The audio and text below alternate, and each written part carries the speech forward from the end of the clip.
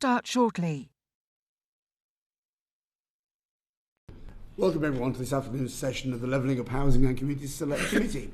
This afternoon we've got a further evidence session about our inquiry into disabled people in the housing sector, and it follows on a previous evidence session and a visit the committee had to Oxford to look at what's happening there and talk to representatives of district councils up and down the country. We've had a round table with people with disabilities who wanted to come and talk about their issues, and we've had over 1,000 responses to the survey we put online, which has been really helpful to the committee to understand the concerns that are really affecting people with regard to their housing needs. Just put on record, therefore, a committee's interest in this inquiry that may be relevant. I'm a Vice President of the Local Government Association. I just go around the table. I'm a member of Bedford Town Deed Board and Employee Council in my constituency office. Okay. Right. Sorry, I'm Employer Council in my office. Right. Okay. I'm a Vice President of the LGA and I employ councillors in my office. Yep.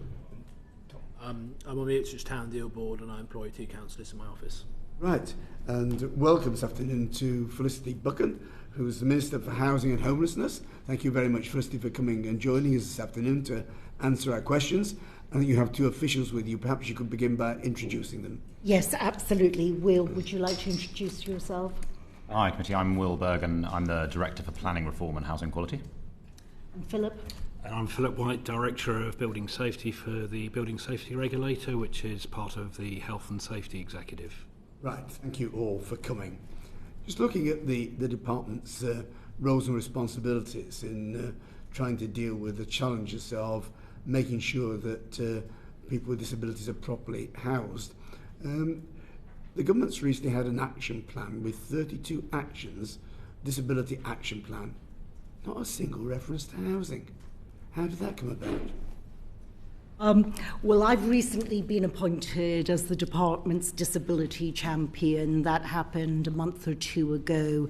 The department is very focused on disability. I think it is imperative in any civilised society that we provide appropriate housing, and I'm very happy to run through quite a few things that the department is doing. I would highlight first of all our national planning policy framework, which requires councils to consider the needs of older and disabled people when planning new homes. Given our ageing population, my department has asked an independent older people's housing task force to look at how to improve housing choices for those in later life. My department administers the Disabled Facilities Grant. That's actually paid for by the Department of Health and Social Care, but it's administered by DLUC, and we work very, very closely with local authorities on that. It is a substantial amount of money. We increased the amount by £102 million over the last 2 years. That means in the coming year, 24-25, it will be £625 million. So a really material amount of money. And many of the changes that my department is making is going to help the standard of housing for disabled people. So if you look at our landmark Social Housing Act, which got royal assent last year in July, that will absolutely change the relationship between tenants and their social housing providers. And I think that is going to be very, very good for disabled people. And we're clearly taking through at the moment our reforms to the private rental sector. Again, that's going to happen, is it, Minister? That is going to happen. When? Do you know when? In due course, but it is going to happen. And that is going to give disabled people much more leverage to ask for changes to the PRS properties without running any risks. Right, and I'm sure we're going to come to all those items specifically as we go through questions from members of the committee. But why didn't you answer the question in the first place? If all these good things are happening, why not one single mention of housing in the recently announced Disability Action Plan? Well, as I say, many things are going on from this department. Why not a single The mention? action plan was clearly a DWP-led initiative, but it's very much so we are operating across the board. Yes, okay. It wasn't just DWP proposals in that action plan. That there were issues like, a fund to help people with disabilities become elected representatives. So it wasn't just DWP, but your department, was it sidelined, forgotten about? Did you not put an input in? Actually, that does fall under my department. Oh, so because you've got one thing in there. voting does fall. Right. Okay, but under nothing on DLUC. housing. It was a bit of an omission, wasn't it? I think, in reflection, don't you wish that perhaps something about housing had been included? Well, I think it's very important just what we're doing across the piece, and I'm sure we will talk about that. And my department is very committed to this work. And there's something called the Ministerial Disability Champions Group, I understand. Last meeting, did it propose any changes to the way people with disabilities are treated in terms of their housing? So when I became the disability champion of the department, I had a conference call with lots of regional disability chairs with the minister at DWP, and that was a very fruitful meeting where I heard from lots of people on the ground the issues which they faced. And what proposed changes came out of those calls? Well, I can go on and I can talk about all of the things that the department is doing. I asked about the particular calls and the meeting of champions. Did anything change as a result of those? Well, I think it's very important when you take over a new position, as I did as the disability champion, that I meet the relevant people in the sector and I become very au fait with their views. Even better if, having spoken to them, you then might do things that reflect what they say to you. Well, as I say, I'm very happy to go and talk about what the department is planning to do. We'll come on to those issues, I'm sure. In particular, we want to look at the M42 definition of homes that are built specifically to meet the needs of people with disabilities. I know Mary has got to go off to another meeting shortly, so maybe you'd like to pick your questions up on that, Mary. Thank you, Chair, and thank you, Minister, for coming in to talk to us again. Hundreds of disabled people, as Clive has said, have engaged with our inquiry through our survey, the roundtable event, and by providing written evidence. And they are unanimous. There's unanimous agreement that we must build more accessible new build homes. What's your assessment of the availability of M42 accessible homes across England currently? Well, as I'm sure that you are aware, we have decided that we will be making the M42 standard the minimum standard going forward, and we will be introducing that when we are able to do the consultation. And so if you look generally, if I step back for one moment, the housing stock in this country is clearly a lot older than in many places in continental Europe. So I had a look at the numbers, and 35% of our housing stock is pre-1945. Now, since 2015, we have mandated that all new builds should be M41. And what we will be doing going forward, and we have said this following the consultation, is that we will be mandating M42 as the new standard, but we will first have to do a technical consultation in terms of how that is implemented and any exceptions to the rule. In terms of your assessment, I mean, what you think now, and what you feel and what you know about the availability, I mean, what do you think now? What does it look like to you, Minister, I suppose?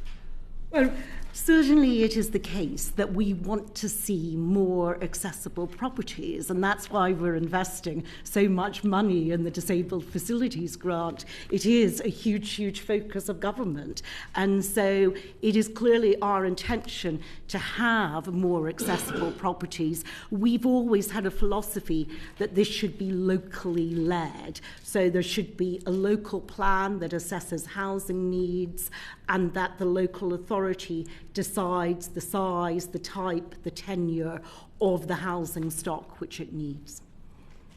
So lots of things happening going forward. We know that the situation isn't great at the moment, which is why all of these measures are being put into place. I'm guessing this is what you're saying, Minister. Does the department then record data on the new supply of M42 and M43 over time? I don't have those figures to hand. Do we have that?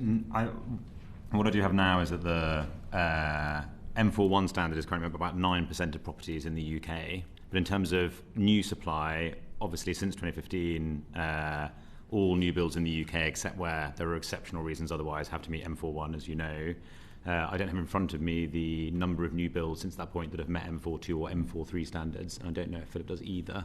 We don't know. But we obviously could follow up with the committee in writing if we hold those statistics. That would be really helpful, thank you. So there's been a standard in place, a requirement since 2015, but we don't really know whether or not that requirement has been upheld across the board.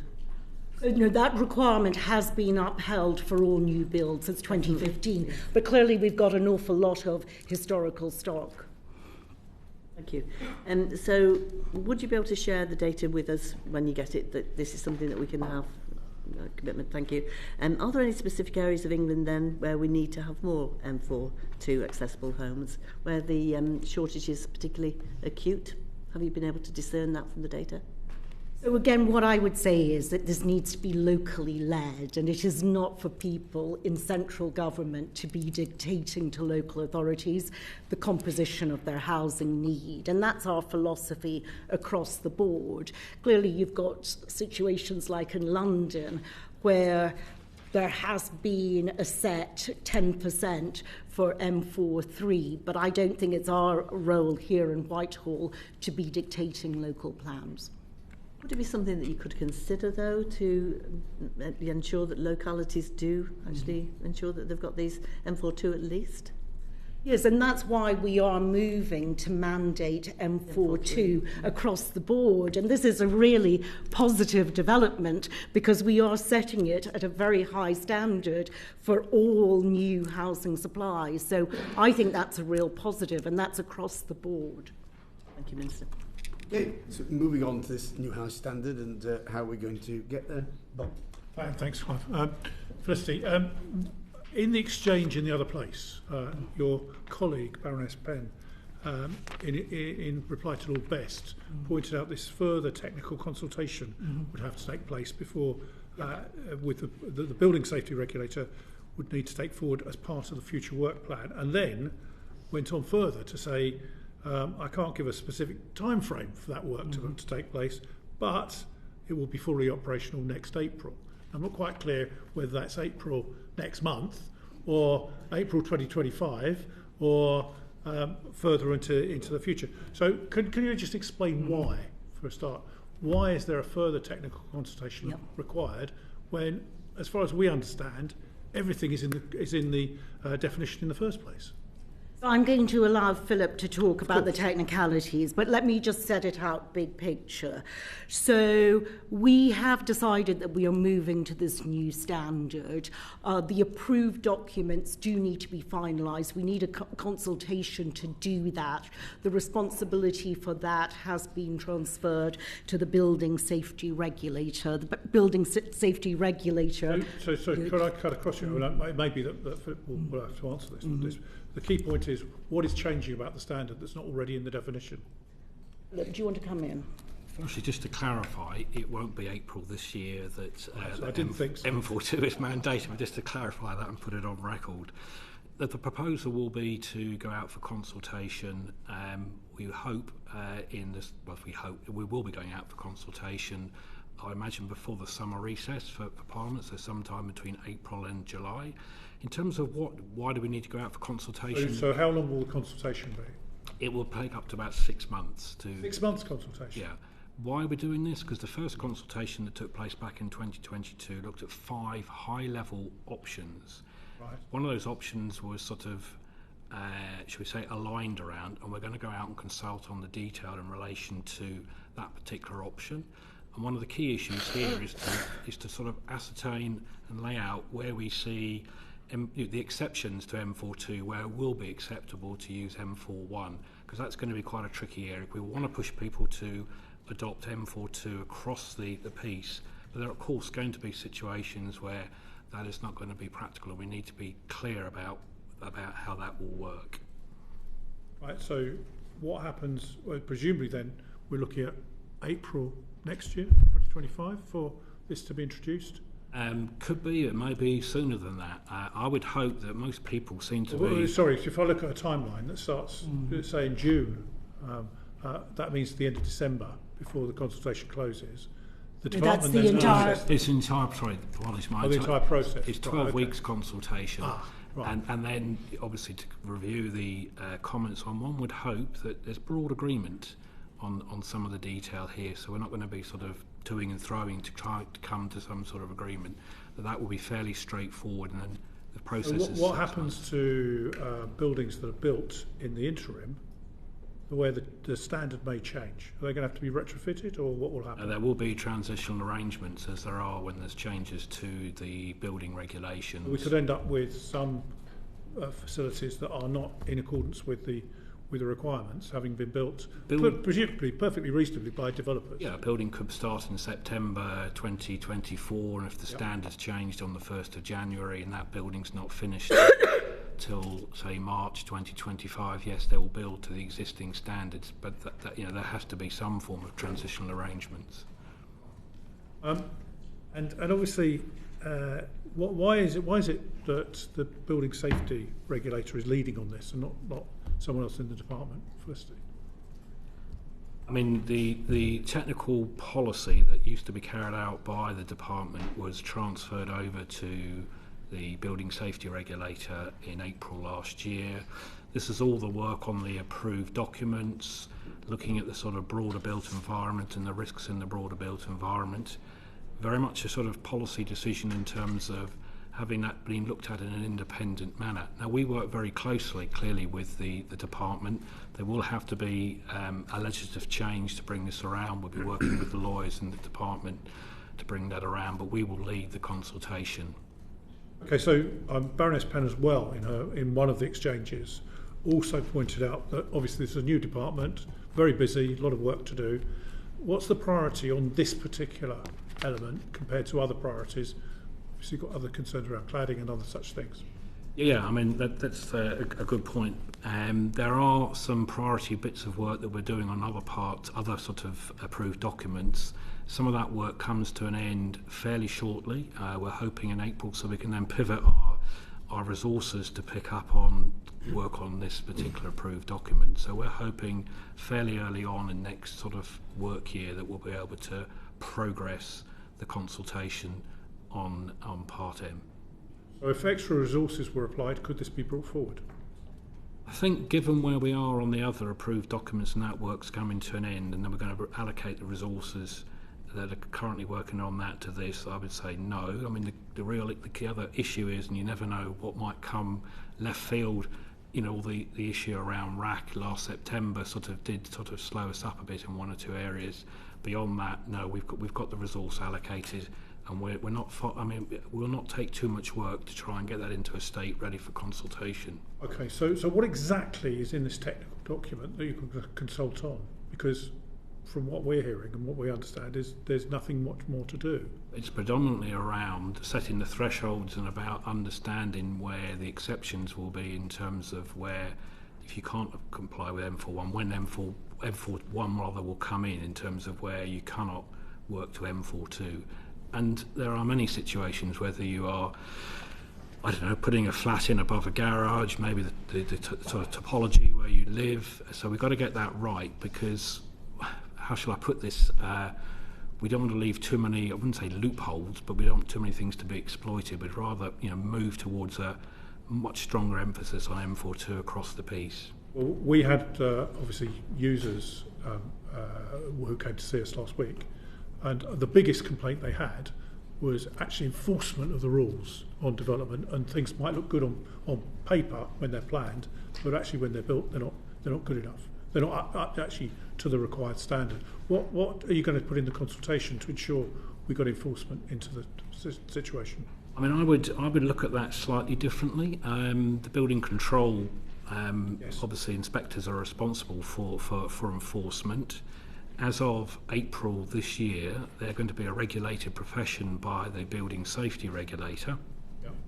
And we've set in train a whole sort of new framework to regulate that profession. Part of that will be auditing all those who provide building control services. So what we're trying to do is, over time, raise the professionalism and the work of the building control profession, and that will obviously include enforcement. So that's going to be part of the sort of jigsaw puzzle to get us into the right place in relation to standards in completed buildings. Will that be part of the consultation?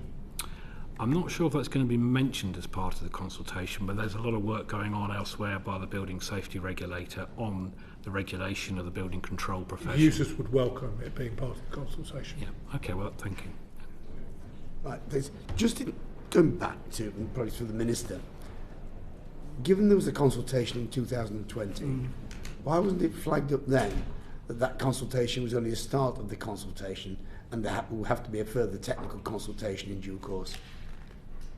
I believe that was known in the wider market, that we would require a technical consultation to follow on. What's the wider market mean? Generally, it was known that this was aligning it on policy, and then we needed a technical consultation for the specifics. As I understand it, and obviously I wasn't responsible at that time, but I believe I've been told that it was set out as a high-level consultation to give that direction of travel, and that there will have to be a further consultation on the technical detail, as opposed to providing the technical detail for 5 different options. Let's agree the high-level direction of travel, and then we can work on the detailed consultation on the preferred option.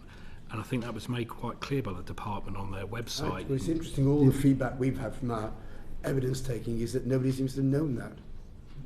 So could we have there some evidence from the department that it was actually communicated clearly to stakeholders at the time? I can certainly go back and check and send you anything that we have. And I appreciate, Mr. White, you weren't around at the time, but it'd be helpful if the department could let us have that information. So let's move on then to the next issue around the whole issue of the homes which are actually satisfactory, available for wheelchair users. Ian. Thanks, Chair. Thanks, Minister.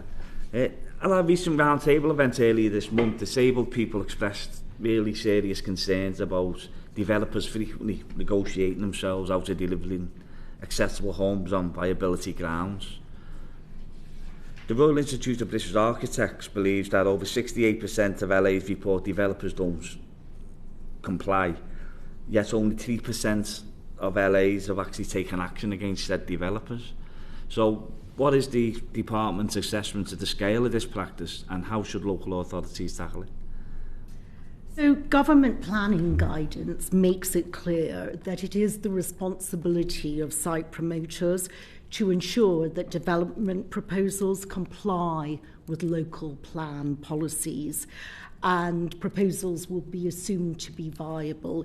It's only if you get very particular circumstances like significant economic change that viability should come into it on a case-by-case basis. We have not heard broadly that this is a widespread issue, but to the extent that your committee is picking up evidence that it is a broad issue, then I'd very much so like to hear that. I'd like it if you can share it with us. But it should only be in very, very specific circumstances that viability becomes an issue. So if it is what we're picking up meets the authenticity of the department, and they then believe that it is a widespread problem, what action would be taken to ensure the developers aren't getting out of this? Yeah, well, it's very important that when a development process does get planning permission, that is the proposal which is implemented, and that is clearly very, very important. There may be some specific circumstances where you just cannot in any way deliver the scheme, and we need to think in that context, is it better to deliver some housing units? But as I say, this should be rare circumstances. Okay, well, we'll supply the evidence, and then obviously the department may have to make a change to how it thinks at the moment. So we also heard evidence from disabled people within the round table that viewing homes marketed as M42 that do not meet the regulatory specification. So how will M42 actually be enforced once it is the mandatory baseline for all new builds? Because we know we've got huge issues with funding for local councils. So how do we ensure that it probably builds into question number 1 as well? You want to take that one on enforcement? It might be better for Philip. Okay, yes. I mean, again, just to come back to the previous conversation, you know, we, as a building safety regulator, will be regulating the building control profession. But in addition to that, we, the building safety regulator, are going to be the building safety authority now for new higher risk buildings that's anything 18 metres and above. So we will certainly, you know, we will be looking at these sorts of issues in detail and taking enforcement. And we are trying to take a big step change in the way that building control functions are delivered, certainly for higher risk buildings, and coming back to regulating the profession. Again, a big step change in relation to how the building control profession will function and operate. We've set out a lot of sort of operating rules. We'll be auditing those who deliver building control services, both private and public sector. And this is the sort of issue that we'll be looking at in terms of how do they approach enforcement, how do they make their decisions. And it's not just obviously in this area, it's in a lot of other areas in relation to buildings, to the building regulations. There's going to need a hell of a lot of resource, isn't it, to make sure that we're actually dealing with the potential problems that we're coming up with outside the remit, but specifically this question as well, because if it does become mandatory, it's got to be checked off, hasn't it? You're going to... Well, we have recruited quite a lot of people, to be the building control authority for higher risk buildings, but also for regulating the profession, which, as I said earlier, comes into play from the 6th of April onwards. And at the moment, building control inspectors are having to register with us. They're going to have to prove their competence to be able to function as a building control inspector, and part of that obviously is around decision making. So, Minister, in 2021 you commissioned new research to develop the statutory guidance on meeting the accessibility regulations in approved document M. What were the overall findings of the research, and will you publish the research report soon, 3 years now, for us to consider as part of this inquiry? So that research will be published in due course. We definitely believe in transparency, so it will be published. I'm none the wiser with regards timelines. Yes, for the it inquiry. will be published. It will be published. So it can be looked at as part of this inquiry.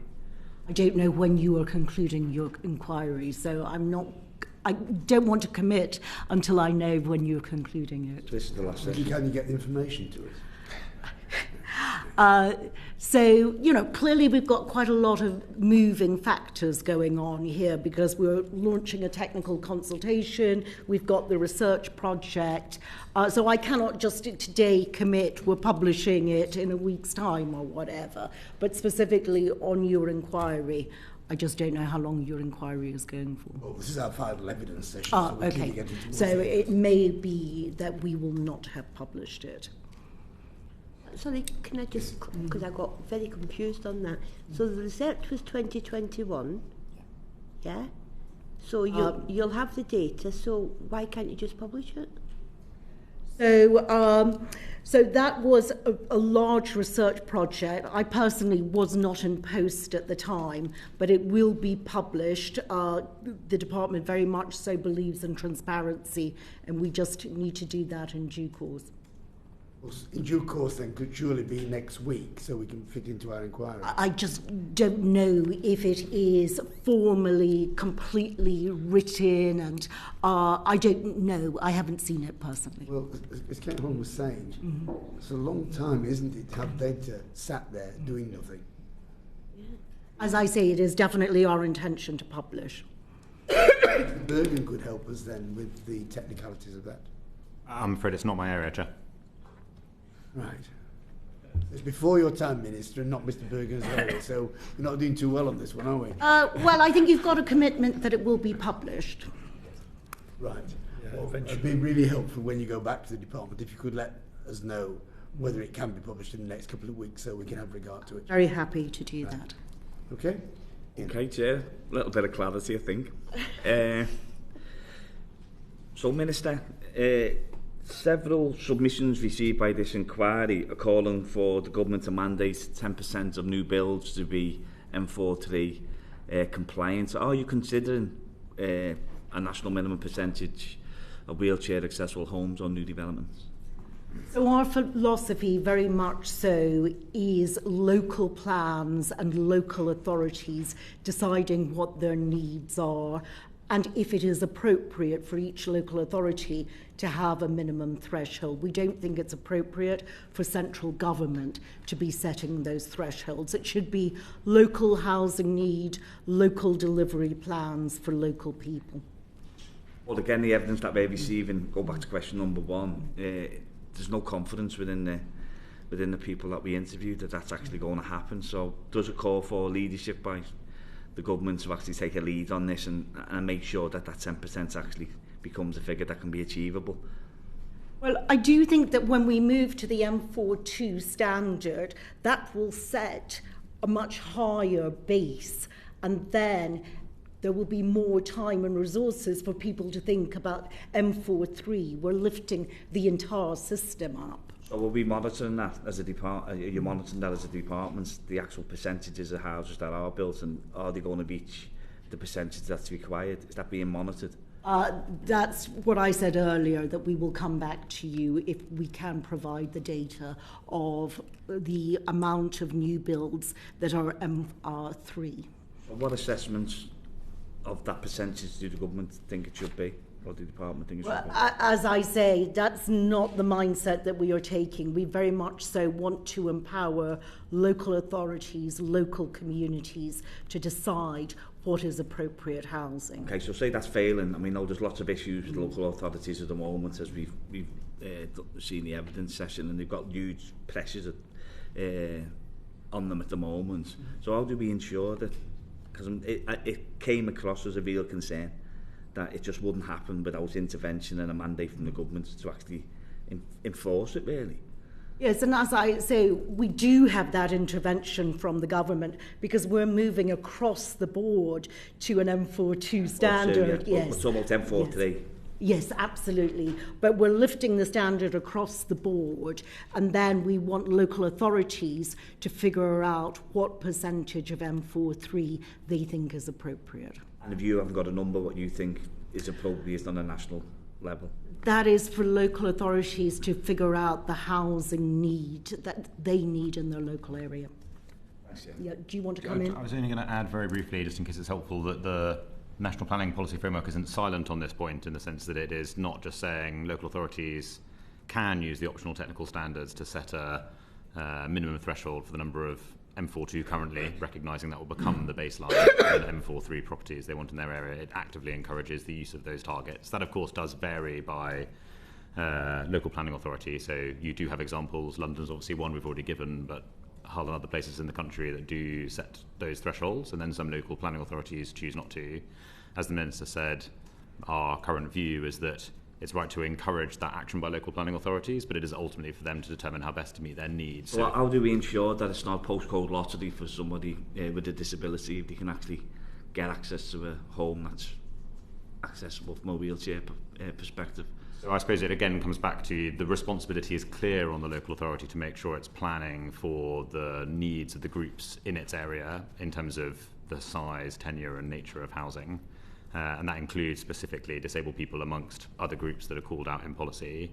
that is, of course, a responsibility that then falls on local planning authorities, and it is why then ultimately, I suppose... What do we do if they're failing? What do we do if we feel as though national government feels as though they're failing and they're not hitting the targets that they should be hitting? How do we respond to that? So I suppose in two respects. One is during the plan-making phase, the planning inspectorate ultimately has to inspect and pass a local plan. So in that sense, a key part of that will be looking at the local planning authority's assessment of need, including for those different groups, and whether it thinks it's done an accurate assessment based on the data that we tell them to look at. And I should say we, in guidance, tell local authorities to look at a whole range of data, census data, DWP information on those in their area that are receiving personal independence payments and other payments that are related, but also talking to disabled groups in their areas. So the planning inspectorate would look at that. I then think on top of that, it is a case of were we to see a local authority, failing in a particular regard, and that would be something that I'm sure ministers would actively want to call out as a local authority not living up to the requirements that it ultimately faces in national planning policy. Right, Kate, you want to follow? Just very quick. During our inquiry, it was established quite clearly that developers are failing to meet the number of disabled access housing. And it's almost as though there's a headline there, because developers are telling councils that economically it's not viable. So therefore councils are just saying, well, that's the reason it's not happened. How is that going to change anything if there's not clear instructions and requirements from ministers like yourself? Yes, and as my colleague William has said, this is part of the planning inspectorate process to ensure that local plans are fitting for the local area. And once a local plan is in place, then whatever proposals go in front of the local planning authority, they should be compliant with the local plan. So if there is a need for disabled housing, then applications need to be compliant with that plan. Sorry, perhaps it's my accent. It's already in local plans. Mm-hmm. So developers are building a full site of houses. Mm-hmm. They're failing to meet the requirements for suitable accommodation. When the council challenges the developers, they say it's economically not viable and walk away from it. That's it. So nothing's going to change.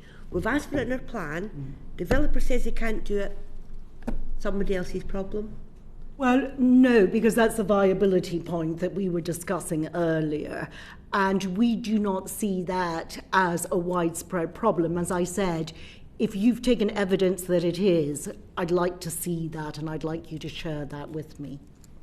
If I could add, yep. Sorry, only if it's helpful to the committee. On viability assessments, it is a more detailed process in terms of the requirements that a developer is obliged to meet in terms of asking for one, if it believes that conditions mean that it needs an assessment to occur. And then the way in which a local authority is meant to assess the effectively cost the developer is facing and whether there is a need to look at flexibility in what was agreed is also set out in quite detailed fashion in the guidance for a viability assessment. So it's not a straightforward or simple process. It's one that engages in quite a lot of technical detail if the viability of the site is at risk. But as the Minister said, if it's also not something that I think we currently see as a widespread issue, but if there is evidence that your inquiry has picked up, then that is something we are keen to look at. Moving on to the local plan then. But clearly the government, well, it leaves local plans to local councils, has a national planning policy framework, which those local plans are supposed to follow. Mm-hmm. So the wording on issues of housing for people with disabilities says that basically local plans should deal with the issue of housing needed for different groups in the community. Mm-hmm. That should be assessed and reflected in planning policies, including people with disabilities. It's a bit of a throwaway line, isn't it? It's not getting to the heart of the problem that, oh yes, and by the way, you can look at people with disabilities as well if you want to. If you want to. I don't think that's actually a fair characterisation. I think paragraph 63, I don't know if that's what you're reading out, is quite explicit that the elderly and the disabled should be part of the assessment of housing need. The fact that it's explicitly pointed out, I think, is really government sending a clear direction. There's been a major review recently of the MPPF and not a single change to the wording on housing for people with disabilities. A bit disappointing, that, isn't it? I think it's already quite explicit. The fact it's not that working. Everyone says it's not working, so didn't we need to change to make it work? Well, we are proposing a massive change, which is the move to the M42 as the standard. Okay, and in terms of the higher standard for people with wheelchair access, the guidance that goes with the MPPF says that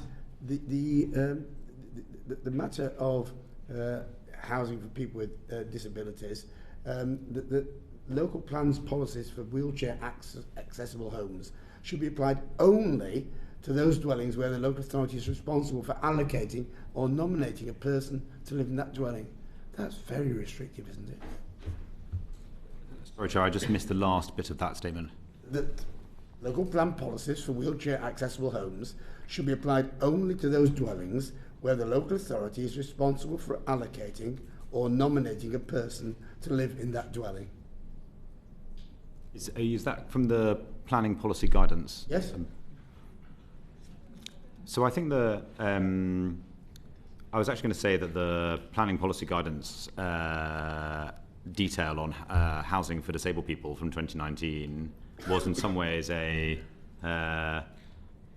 quite important shift on from yes, or always in the NPF having the requirement to look at the needs of disabled people as a specific group when assessing housing need, but that the extra detail in the planning policy guidance was quite a substantive addition to what a local authority had to take into account and to guide them on how they could assess that need.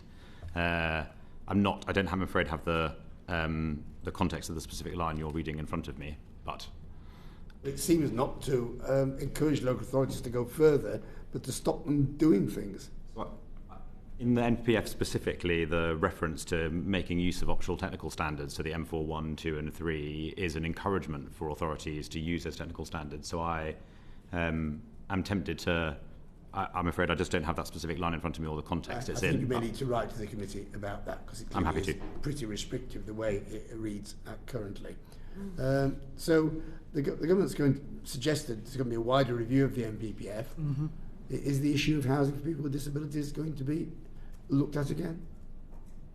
Do you want to explain the National Development Management Policy? Happy to. So the next question I was going to ask, actually, are we going to have a National We're on the same Development wavelength. Management policy specifically to deal with housing for people with disabilities? So I'm not sure we will necessarily have a specific NDMP labelled entirely for people with disabilities, housing for people with disabilities. The NDMP, National Development Management Policies, I should say, are a new form of policy that stems from the Levelling Up and Regeneration Act that obviously received royal assent last year. Currently, the National Planning Policy Framework is a non-statutory piece of policy that contains, in really simple terms, policies around plan making and then policies around decision taking.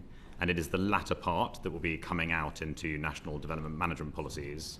And the benefit of doing that is right now many authorities take the guidance that's in the MPF on decisions, but then ultimately interpret and structure that in different ways in their local plans.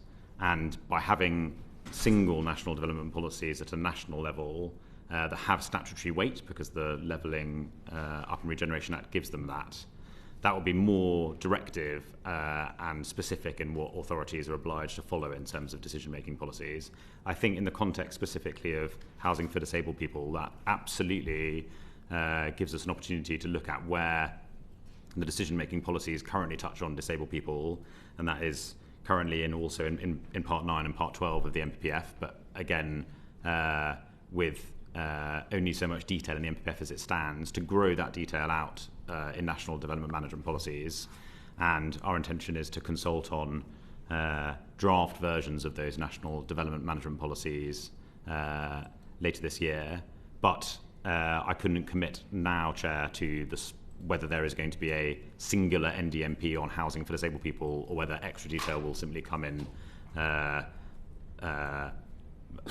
NDMPs that are ultimately labelled or badged as a higher topic. Okay, just the Minister then. Apparently we are not going to be consulted specifically as Parliament on the NDMPs, are we? As part of the consultation. We'll be along with the consultees, not like the national policy statements that are made, where Parliament is specifically consulted. I think our plan is to do this as a broad standard consultation. Not doing it through Parliament as the national policy statements are done. Yes. Right. Although, just in case helpful, Chair, I mean, in the same way as the National Planning Policy Framework is, consulted on when we make changes to that, that is also how we will be approaching NDMPs.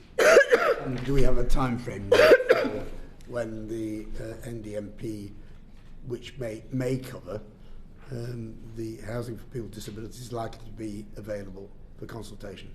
That will be this year. This year? Before the election, then? That will be this year, yes. We don't know whether it's before the election, then?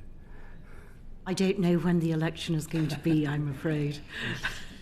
Okay, we won't pursue that one any further. We may not get... Forgive me, but I should just, of course, say the NDMPs definitely will cover housing for disabled people. It was simply your question of whether there would be a specific... Yeah, okay, I accept that. Thank you for the explanation. Right, moving on to the other issue of disabled facilities grant. Tom. Hi. Do you believe that the maximum disabled facilities grant of 30,000 is sufficient to cover the cost of most housing adaptations for the majority of disabled people? Sure. Let me give you some statistics. So the average cost is £10,000 and 91% of the disabled facility grants awarded are less than £15,000. Now, there will be some instances where it will take more than £30,000. I'm thinking if you need an extension, for instance. What we have said is that local authorities do have flexibility to go above the £30,000 if they have published a local housing assistance plan. And if they have published that plan, then they can have a lot of flexibility in terms of not only just exceeding the 30,000 cap, but also getting rid of means testing if it is appropriate, providing loans potentially if that is appropriate, but they do need to have that local plan in place. Now, the majority of local authorities do have that plan in place, and we've got a group called Foundations, which is essentially an advisor to local authorities on this grant, and they work with local authorities to help them to put such plans in place. So a local authority does have the ability, would have the ability to get rid of means testing for the disabilities grant? On a selective basis. We don't see our local authorities just saying we're not doing any means testing, but on a selective basis for particular circumstances, they do have that flexibility. I mean, in a sense, though, in terms of it, there is a sort of a principle here, though, which is that we met at our roundtable. We met with a number of individuals who were, very much had significant, serious disability. One person I met with was in a wheelchair, I think permanently, but was in work. Very challenging, but they managed to overcome those challenges. Great inspiration in doing so, and they were in work, and their income is, I think they're reasonably well off, but they still struggle every day. And I think many will feel that principle, like why should they have to pay for something which is completely not their fault, which is the fact that they happen to have a serious physical disability. So I think some might ask the question of, how is it any different from, say, access to health services? We've also had the Housing Association, Habingtag, who have suggested that it should almost be similar to the means testing for DFG, should be a bit similar to the means testing for social care. They've made that recommendation. So, I mean, do you sort of understand where I'm coming from with that? Yes, and there's no question that government gives this a lot of focus and is putting a lot of money into it. So I had a look at the numbers. 2015, we were spending 220 million on the disability facility grant. It's now 625 million. So it's gone up very, very substantially. And that's why government did put an extra 102 million in for the next 2 years. So we are making a lot of money available. Clearly, we do have an aging population, and it does tend to be elderly people often who require these changes. So what we're looking to do is to get the right balance here, but by preserving local flexibility. I mean, it's difficult because the means testing seems very complex, and it does seem to, it varies. So I mean, I haven't really got a clear picture at the moment about when sort of some kind of financial support through the disability support grant would kick in and when it wouldn't kick in. I mean, have you got a rough idea of what sort of salary, what sort of situation you'd have to be in to be able to, and at what point that support would you not be eligible for disability support grant? Is there sort of across the country, is there like an average salary that if you earn that you're not eligible for it or not? Because it just feels as though there's a lot of people we've met with who feel completely cut off from any kind of support. They feel like they're just cut off from any kind of support, and they're not sort of really struggling financially, but they're still paying a real big financial penalty for the fact that they happen to be have a serious physical disability. And I think many people would see that there's a sense of unfairness to that. I appreciate that it would be a financial cost to being more generous of means testing, but I couldn't help but be moved by the conversations that I had, and I think other people in the committee probably feel the same way. Yes. And as you say, it is a balance, and clearly the reason that it is means tested is that if someone really can pay, then it's appropriate that they should pay. But it is getting that balance right, and it's making sure that we can use the money as effectively as possible, because we want to be using the £625 million as broadly and as effectively as we can. Do you know when the current means means testing was last reviewed by the department? Has there been a review carried out by the department on the means testing and how it's working at a national level, and whether there needs to be any changes? I cannot give you an average salary that it kicks in at.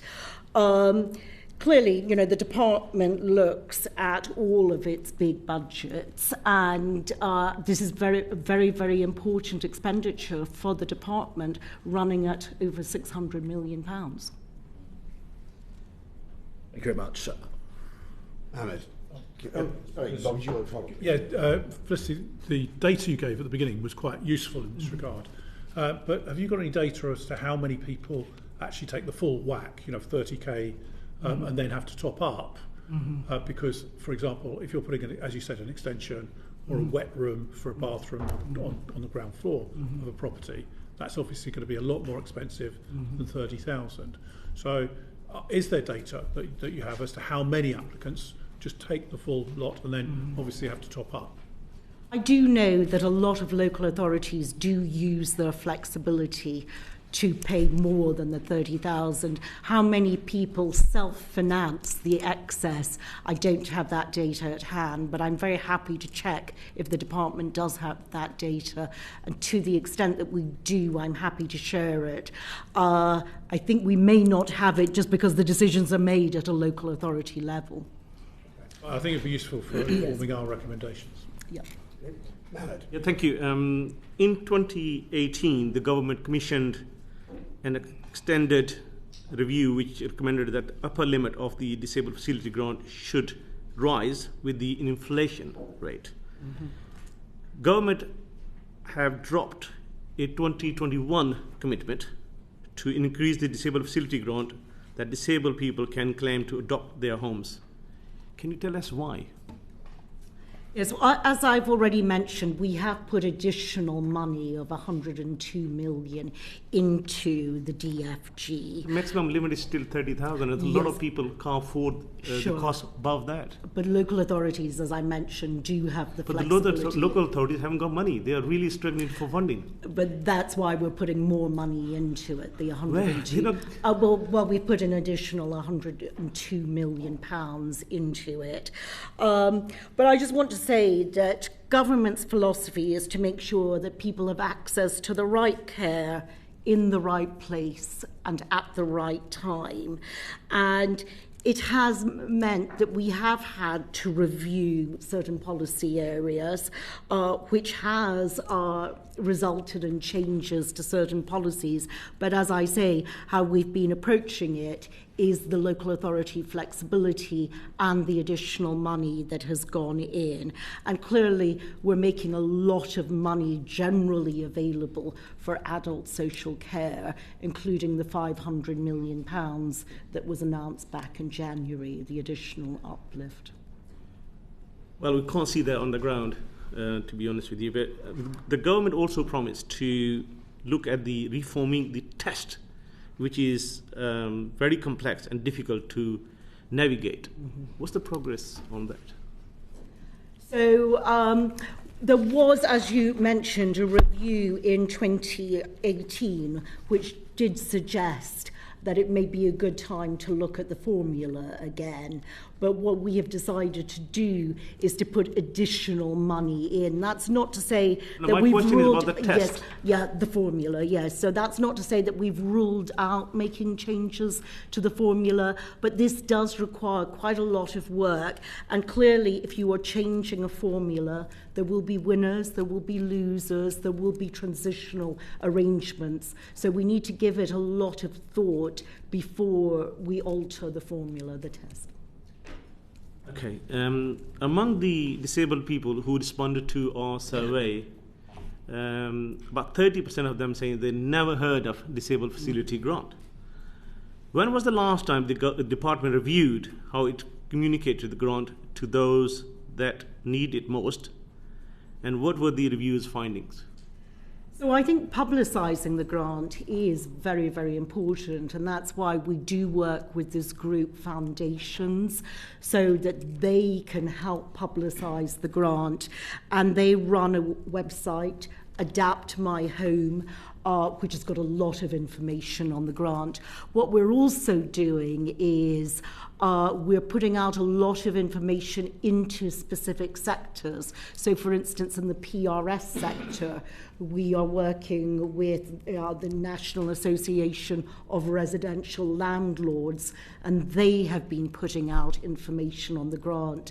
Government also publishes how to rent guides.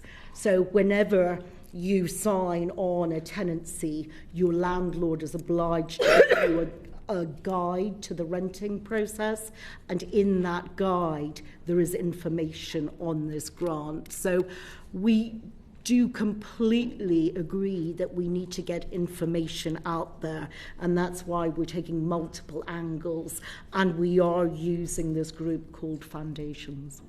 So if 30% of people are saying they never heard of disabled facility grant, obviously the steps the department is taking is not good enough. So can you please tell us what further steps are you going to take to promote the grant to disabled people? Well, as I say, this is an active information campaign, and we're also very reliant upon our local authority partners also to get the information out.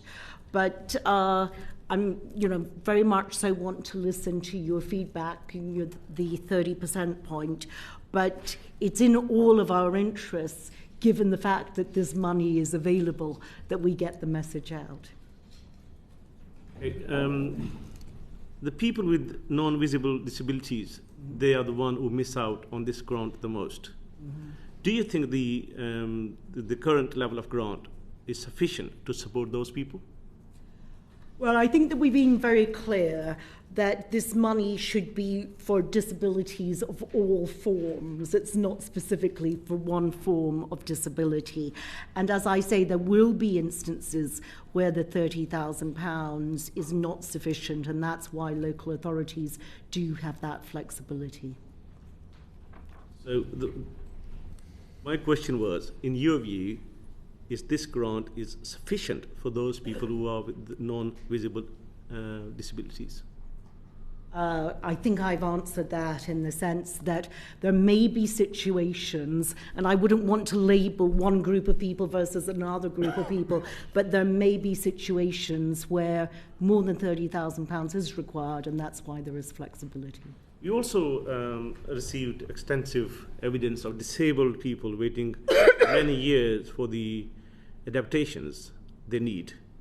Should there be a guaranteed maximum wait time?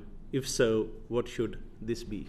Okay, so we already have that. So local authorities are obliged to make a decision within 6 months, and they are obliged to complete the work within 18 months of the original point. So 6 and then an additional 12 months.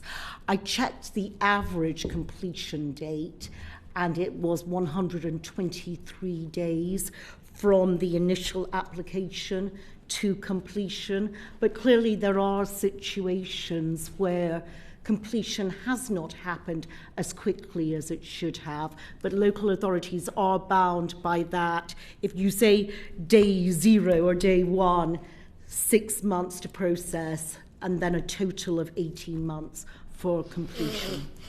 Is it useful to add?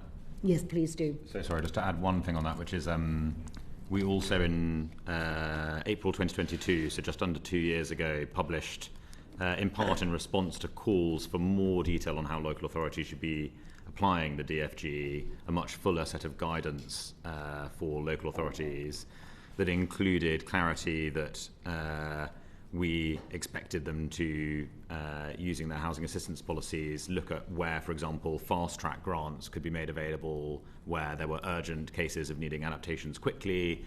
For example, that could be to enable hospital discharge.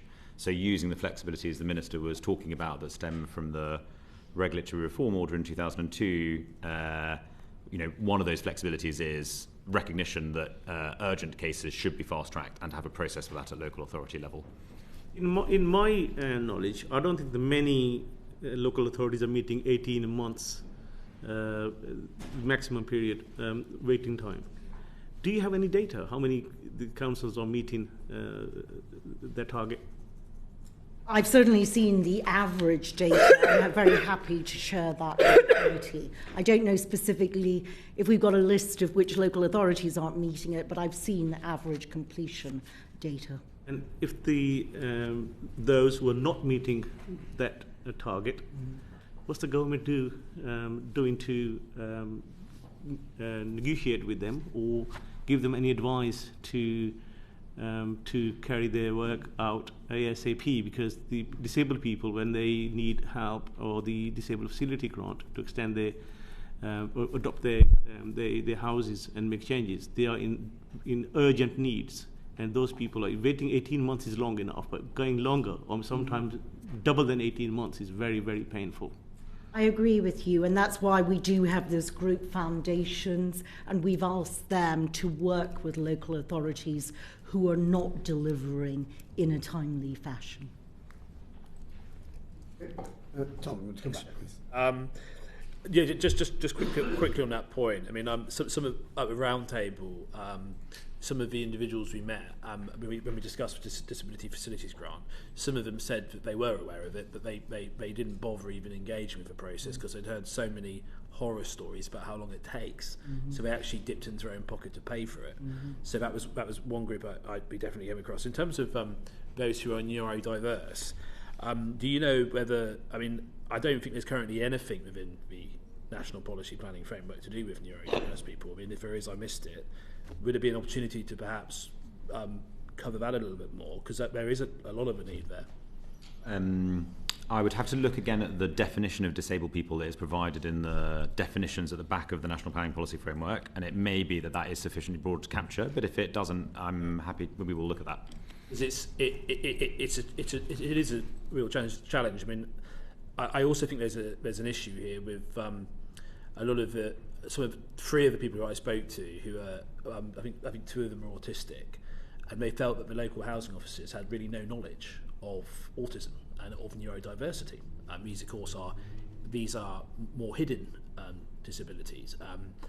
And we heard stories about them talking to the housing officers. The housing officers would think they're being unreasonable with some of their requests because perhaps they haven't been trained and the housing officers don't understand. And again, I know this is a local council matter, but if it is a situation where huge numbers of people across the country are having the same experience, I just think that perhaps there could be more emphasis on neurodiversity. So I guess that would be a plea from me. I hear you. Yeah. Just coming back to the means test, it came back home and over again that the people are always stressed. They are living in a house which isn't suitable for them because of their particular disabilities. They're hoping to get improvements made, and then they come across this means test. Could you just explain to us now how the means test operates specifically? No, I was asking you, Minister, because if you don't understand it, there's not much chance disabled people are going to understand it. Well, I think it's much more important that we get the specifics of it correct for the committee. Effectively what it's doing is it is taking a set of information about the applicants, and if they have a partner, then also their partner's income and savings position, and then using that to understand, in light of the cost of the works they need to do and a calculation of the residual income they would have as a result of the financial information, whether the works would be something that they can afford or critically afford also via repayments on a loan, or whether there is a tapering of, from the up to the 30,000 if it's clear that they might be able to afford some of the works but not all of it, or they can afford none of it, in which case it goes to the 30,000.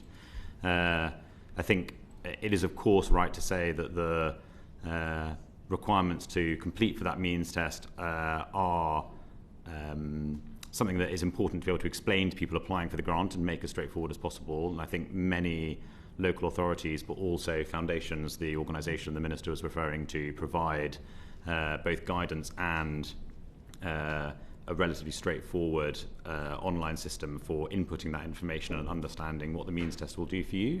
But it is also just worth saying there are two groups for whom the means test definitely doesn't apply ever. That is children and also those in receipt of working age benefits, in which case they are passported through the means test.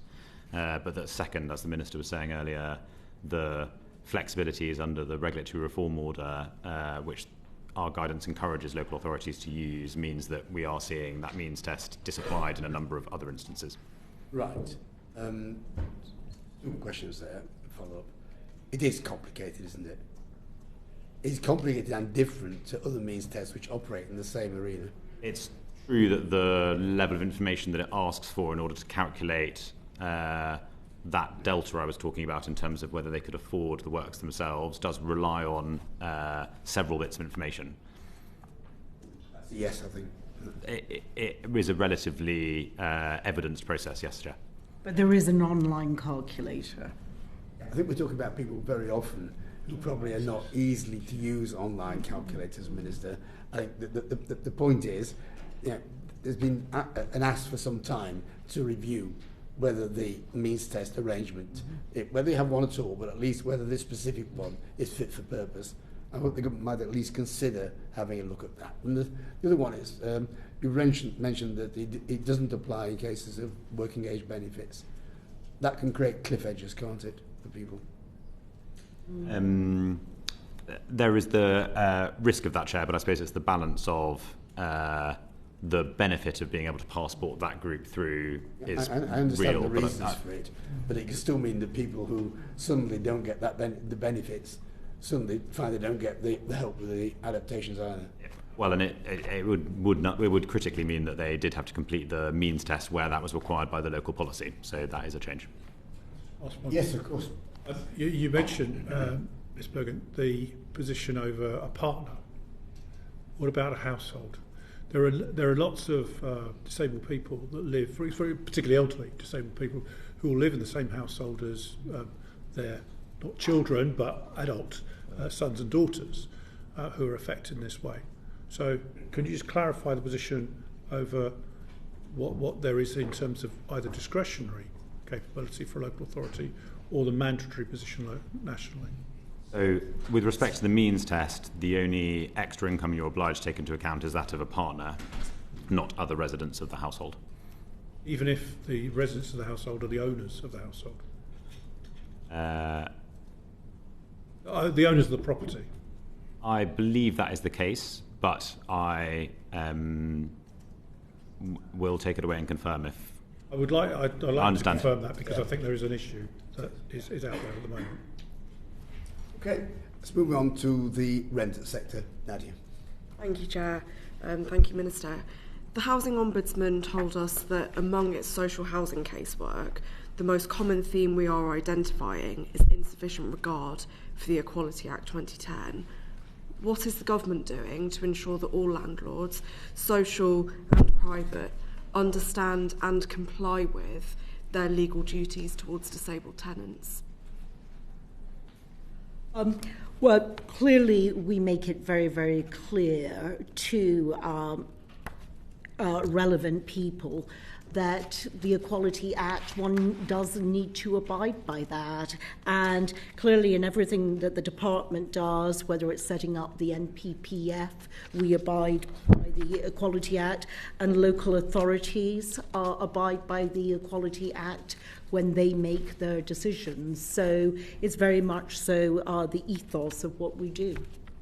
So beyond, as you say, making it very clear to your relevant people, what are you doing? I could just add a bit here. So there are a few things that stemming from the Social Housing Regulation Act from last summer that the government is now taking forward that will have bearing in this space. So one of those is that the Regulator of Social Housing has just finished consulting on its revised consumer standards and the framework of investigations that will now take place around those. So the new standards do include a number of references to where not just adaptations should be made by social landlords, but also the allocation of adapted housing being done on a prioritised basis to those in need, and those are more clearly set out in the new standards from the regulator. But I think also, and this speaks more directly to your point, I think the consultation that's currently live on what we're calling competence and conduct standards in the social rented sector, which is really about clarity for landlords on how they should be behaving towards their tenants, but also the qualifications that managers and executives of registered providers will need to have in the future. Level 4 qualifications for senior managers, level 5s for executives, so that's between an A-level and a degree. And it is through that professionalisation effectively of the staff that work in the social rented sector and in particular deal day to day with the management of tenants that we would expect that to critically include clarity through those qualifications on their duties under the Equality Act. Okay, thank you. The evidence that we've received from disabled people says that some private landlords are refusing permission to make even the most basic accessible adaptations like installing a ramp or grab rails. Do you think this is right? So I would just say quite a few things about the private rental sector. And so if it is an adaptation that does not affect the structure of the fabric of the house, then it is quite clear that that should not be unreasonably withheld. The permission should not be unreasonably withheld. The current situation is that if it does affect the structure of the house. So talking let's about a ramp or grab rails. Yes, no, absolutely. So that should not be unreasonably withheld. If it was affecting the fabric or structure of the house, I'm thinking about requiring a kitchen to come completely out or a new extension, then that would not apply in that case at the moment. But if it does not affect the fabric of the house, it should not be unreasonably withheld. So you agree that it's wrong that private landlords, according to the evidence that we've received from disabled people, are sometimes refusing permission for even those most basic of accessible adaptations like ramps and grab rails. So in that case, why hasn't the government done more to support private renters to get those adaptations? The government commissioned external review in 2018 said that only 8% of DFG applications are from private tenants, when 18.8% of disabled people are in the private rented sector. Well, let me just take that point on the private rental sector, because if you look at the percentage of over 65s in the private rental sector, it's only 6%, and an awful lot of these adaptations are for elderly people. Not exclusively for elderly people, but an awful lot of them are for elderly. So we would expect to see lower percentages in the private rental sector. No, you wouldn't. If 8.8% of disabled people are housed in the private rented sector, you would not expect only 8% of DFG applications to be from private renters. So, but my point is also on the elderly who often need these adaptations. But I just want to come back to... We're talking about disabled private renters. So disabled and elderly. But let me just come back to your point about the grants. Clearly, if someone wants a ramp, that should be allowed. That's clear. And so that's one of the reasons why we are taking through the Renters Reform Bill, and very much so that people can ask for adaptations and those cannot be unreasonably refused. So that is one of the reasons why we are getting rid of Section 21. What's the progress of getting rid of Section 21? When do you expect it to be? The bill is going through Parliament at the moment. Okay. Did you want to add? I mean, the only thing I might be useful to add is I think your point on more communication being useful in the private rented sector to make sure that tenants understand their ability to request the DFG, and critically landlords understanding that they are able to apply for the DFG on behalf of their tenants. Is valuable, and that is why I think, for example, the National Residential Landlords Association publishing guidance in 2021, but then actually only last month a sort of further fact sheet for landlords on the ways in which actively encouraging applications from landlords for the DFG is valuable as a way of addressing some of the points that you've just made. Okay, Disability Rights UK highlighted to us that it doesn't matter how many accessible homes exist if disabled people who are more likely to be on low incomes cannot afford to live in them. So why is the government failing to take action on spiralling rents? And what are you doing to ensure that the number of accessible homes in the social housing sector is increasing? Well, we are increasing supply in the social rented sector. We do not believe in rent controls. We think that damages the sector, that it reduces supply into the sector. So we do not believe in that. But we do believe in more supply, and that is why we have built, since we came into power, almost 700,000 affordable homes. It's not correct that you're increasing supply. Last year, 22,000 social homes were sold or demolished, and 9.5 thousand were built, so that's a net loss of 12,500. Over the past 10 years, there's been a net loss of over 175,000 social homes, and there are still currently over 1 million households who are on the council waiting list for a social home. So that's not correct. But on rent controls, Disability Rights UK pointed to the example of Catalonia, which their rent controls reduced the average rents by between 4 to 6% and found no evidence of reduction in supply. Okay, well, I think if you look at studies across the globe, they tend to show that if you have a rent control, then what happens is that people pull out of the market, that there's underinvestment in the market, and ultimately you get a worse experience for tenants and worse rents for tenants. We've covered what you're not doing. What are you doing? Oh, we're doing an awful lot, and I'm glad that you asked me that question. So well, we are investing £11.5 billion in our affordable homes programme.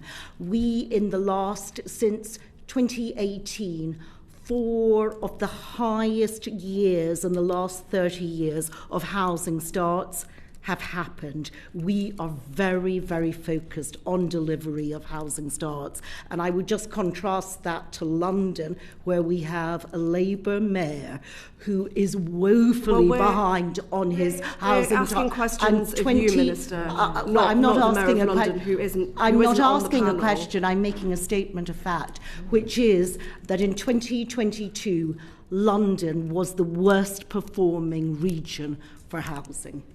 Okay, that wasn't the question. So, it's what is your definition of affordable housing?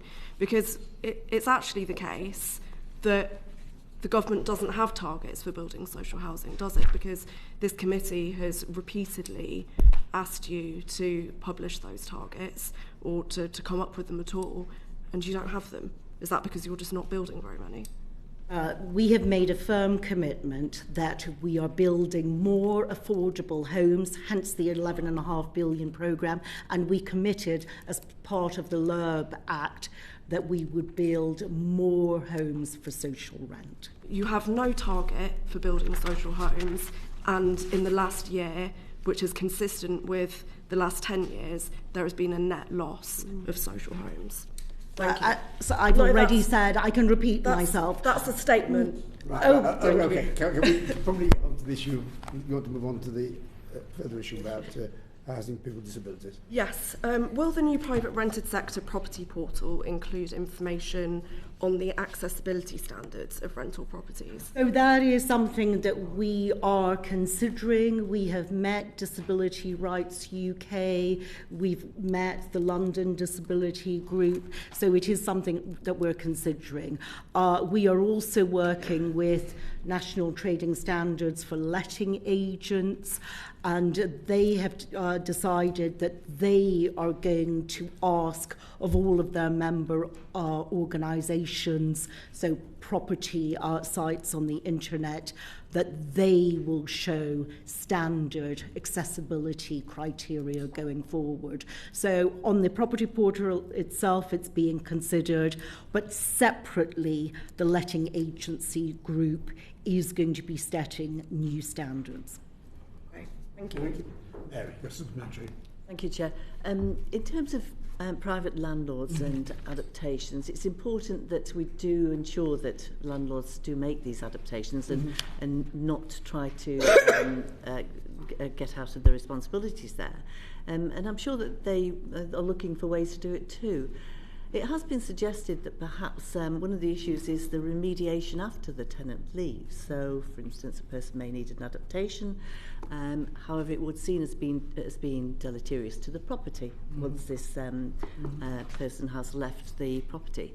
Has the government considered ways that they could perhaps have a pool of money or resources that these private landlords could use to remediate the properties after a person has been in it and they want to re-let it again without it having the various adaptations in for the disabled person?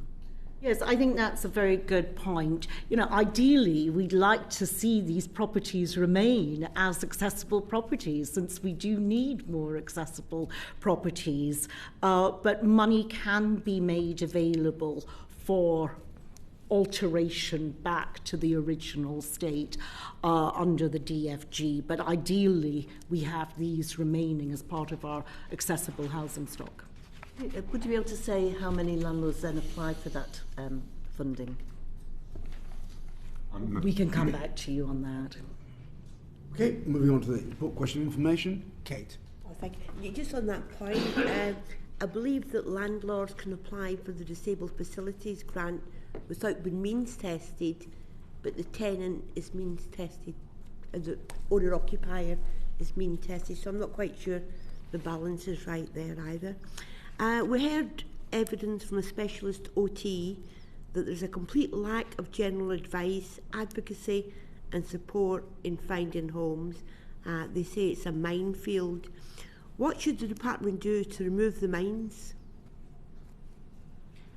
Well, as I've said, we do have this group foundations that does look to work with people, but we want this grant to be as open and to be as workable as possible, and that's in all of our interests. Sorry, which grant? The Disabled Facilities Grant. No, that wasn't the question. Oh, sorry, I misunderstood.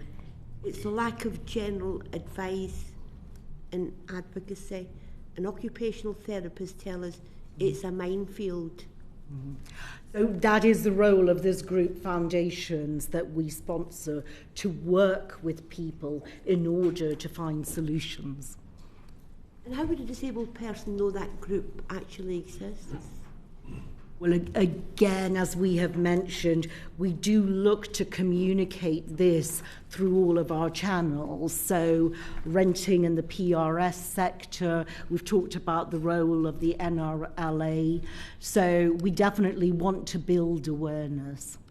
So, who do you think should be responsible for advice and support to disabled people?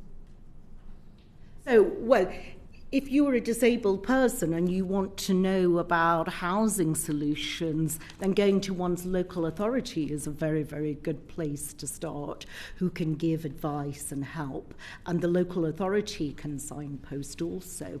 I get letters from constituents asking for advice, and I always direct them towards foundations.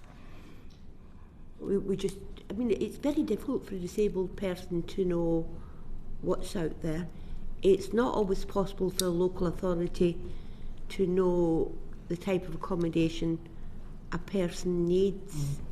Do you think there should be maybe a national portal on advice on the different organisations? Someone who's looking for an accessible home could follow? As I say, that is the role of this organisation. I think it is an issue that we do not have full colour on the accessible housing stock in this country, for inevitable reasons. And I'd certainly like to see more information, more data on what is accessible.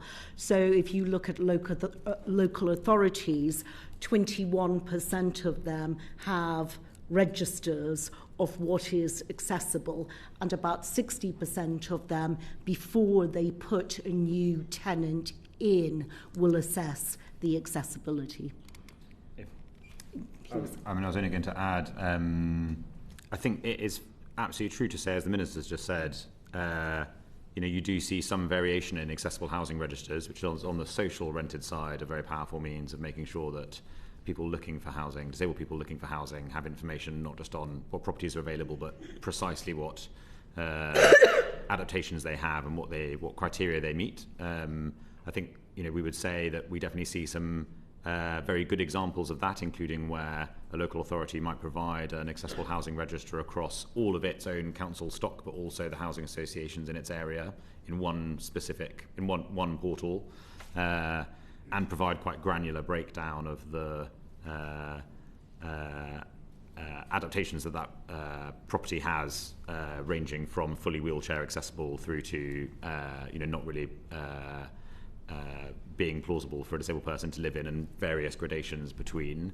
So there are some excellent examples of that. I think we would encourage local authorities that aren't currently offering an accessible housing register to offer one, given that they can be such a powerful tool for making that information available. And that's obviously all on the social rented side. The Minister's already touched on, so I won't repeat the action the National Trading Standards Estate and Letting Agents team has taken on advocating similar information being made available on the private rented side. Okay, so does your department have data on the number of local authorities that have got local accessible property databases? Is that widely available? So as the Minister was just saying, we think it's just over 20%, 21% that have what would be defined as a accessible housing register, but we know that a further 60% have a means of matching need to property, and then it's only around 20%, the remaining 20% that don't currently report to us as having a means of doing that, and we would encourage that 20% in particular to look to do that. Would it be useful to have that national database? Somebody maybe, in fact, one of the witnesses was saying how difficult it was when she moved from somewhere up north to London, knowing where to go and how to find an accessible home. Interestingly, she's been in temporary accommodation for 13 years. Disgusting, isn't it? 13 years, cannot get any adaptations because it's classed as a temporary accommodation. Now, if we had a national database across boundaries, people could be better informed before they move, and it may actually encourage private landlords and local authorities to have cleaner, more readily available information. Would that be worth considering as a national database?